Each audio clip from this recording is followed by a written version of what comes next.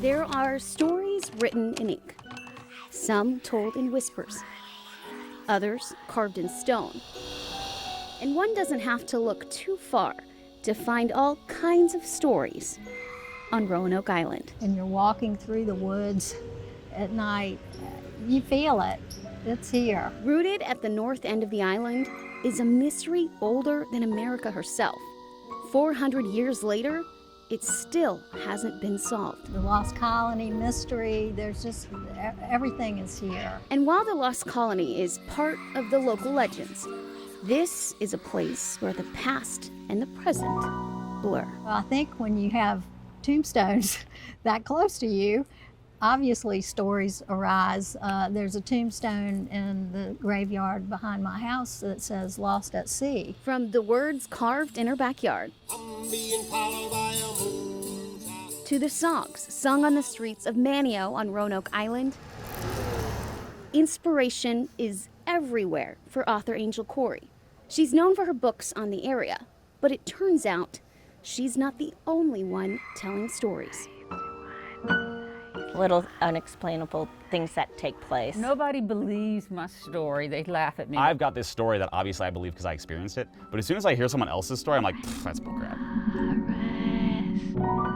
That shadow then slides out and starts sliding down the hill toward the foot of the dock. Ask Chris Hannett how to sail or even spearfish, and he'll have all the answers.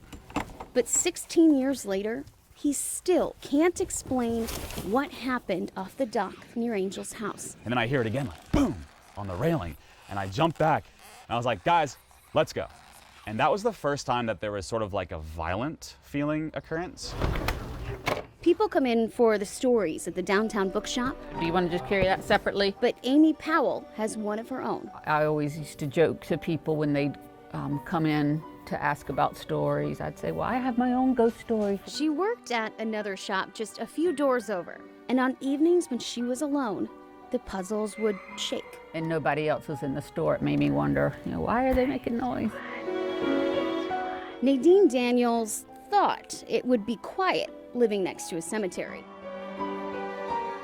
She was giggling, and it was like she was speaking to somebody and just carrying on, and she was the only one in the bedroom. Her 2-year-old daughter made an imaginary friend named Margaret, who turned out not to be so imaginary. When we did open up the wall and find an envelope in it, it was addressed to a Miss Margaret, and that really freaked me out. In every story, there comes a time Yes, I do. My husband thinks I'm crazy too. when things stop seeming to be irrational. And so we walked back up the stairs, hopped on our bikes, and just rode away.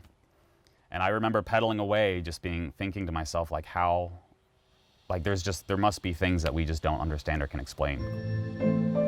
And start to feel real. You hear stories about ghosts and you kind of wonder if it's real, but I certainly had some experiences I don't know how to explain. As for this story,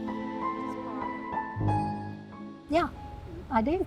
Yeah, since they've showed up at my house, I surely do. maybe Manio is a place where stories don't stay buried because they haven't ended yet. Happy Halloween.